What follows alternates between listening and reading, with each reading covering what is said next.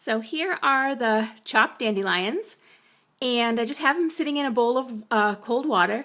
I just let them sit for a couple minutes, and then I really just get down in there, scoop them around, move them around, get whatever dirt, grime, sand, not grime, dirt, sand might be on there, and then simply pour them into the strainer, which you can't see, and let them sit. I do, it's hard to do with one hand, I'm sorry. I do one batch at a time, one bunch at a time, so that it's not, so that each bunch gets enough water to get the dirt out of it, enough room. So by the time I finish cutting the next bunch, this one will be ready to go into the pot. So I'm going to do about 3 bunches at a time. And actually, when you cut the greens off of your bunch, you should cut really almost down to the root end. There's the root end. That's how you buy them in the store, or how you should buy them in the store. And as you can see, I've cut them down. These were probably 1.5 feet. I'd say, yeah, probably about 18 inches long are these stems. So I cut each piece into 3. So as you can see here, you eat even the stems. So don't just be tempted to take the leafy part. These stems are very sweet also. So here's what I cut up. And this is what you should be left with when you finish cutting off of the bunch.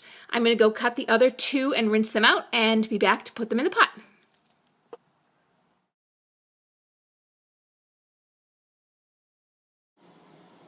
So once you've got your water at a good boil, this for 3 bunches of dandelion greens, I use between 6 and 8 cups of water in a pretty big pot. Put about maybe 2 heaping teaspoons of salt in there. You want it well salted so that it draws some of the bitterness out of your greens. Once it's at a nice rolling boil like it is now, I take my chopped and washed dandelion greens, put them right in the boiling water. Obviously be a little careful. And scoop them all in there. You'll see like they actually, you might not think that's enough water, but these will wilt down so quickly that you'll have plenty of room. You want to kind of use a pot that's big enough to give you space enough. That's my only consideration really. It's not so much the amount of water, it's the amount of space in the pot. So once you've got your greens in there, all you need to do, you'll see some at the surface, but what we want to do is just kind of squish them down into the water gently. And you'll see there's absolutely plenty of water for all those greens. They're going to wilt right down. We're going to let this come back up to a boil. As you can see, everybody's right in there. We're going to let everybody's submerged. We're going to let this come back up to a boil and let it boil for, I would say, between 8 and 10 minutes. These aren't fresh from the ground dandelions. When you have fresh from the garden or fresh from the lawn dandelions, I would leave them maybe 4 or 5 minutes. They're fresh, they're tender, they don't need to cook any longer than that. These are from the store. I want to say they're from somewhere in the southern United States. I can't remember exactly where. So they're going to need a little bit of time, a little bit of cooking time. So again, for these greens, I would say between 8 and 10 minutes once it's returned to a boil. And then you're going to remove them from the pot, but leave the liquid behind. And I'll show you that in just a second when they're done. So these greens have been boiling, as you can see it's a good boil, for about 10 good minutes now. I'm going to give them, I've stirred them maybe twice in between, and it's going to test one. A great way to test them is to scoop out one of the, and again this is one-handed, so I apologize for the uncoordinated attempts here. I scoop out one of the stem pieces. As you can see, and you can see, look at how it's floppy like that. That's a good indication that these are done. You don't want to overboil them, this is a thing, because then they'll turn a really horrid color. Let me just taste it. It's perfectly delicious. Nice and soft.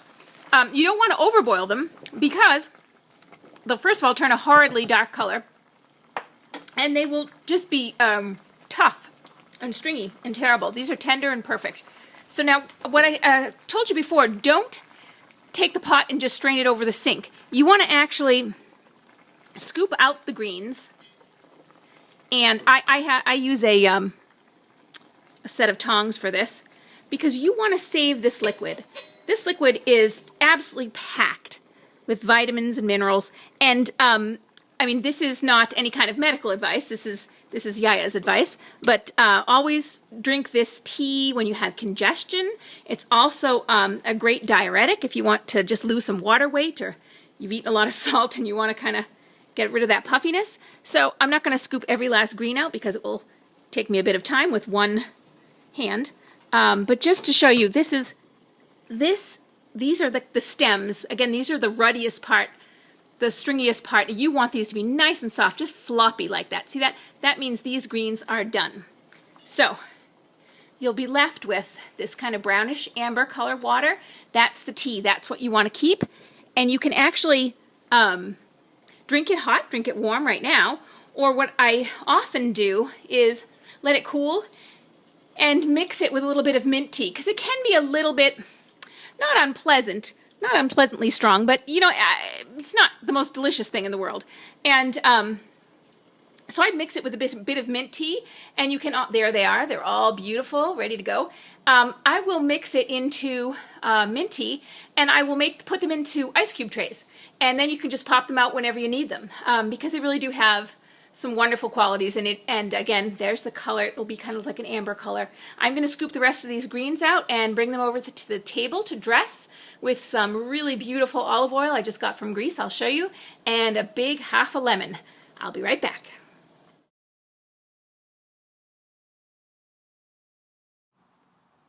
Here are our finished cooked dandelion greens. Aren't these absolutely beautiful? This is enough for probably 2 people to eat well. Honestly, you could finish it probably all in one batch yourself. I have a beautiful, absolutely gorgeous, I'm going to pour it so you can see it, absolutely beautiful, where is it in the screen? Here we go. Beautiful olive oil from Greece that I'm going to pour on there. And just be as generous as you so desire. I love to drench my dandelion greens in olive oil. And I also like to finish it with a good squeeze of lemon juice, fresh lemon juice. Oh, there goes a seed. Remember to take that out if you're serving these to guests. So a nice, beautiful lemon, nice squeeze of that, and you're good to go.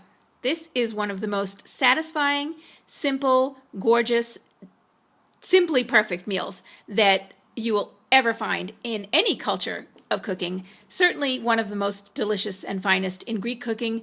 Very traditional, completely authentic way to prepare it, and I hope you enjoy it at home. Thanks for watching.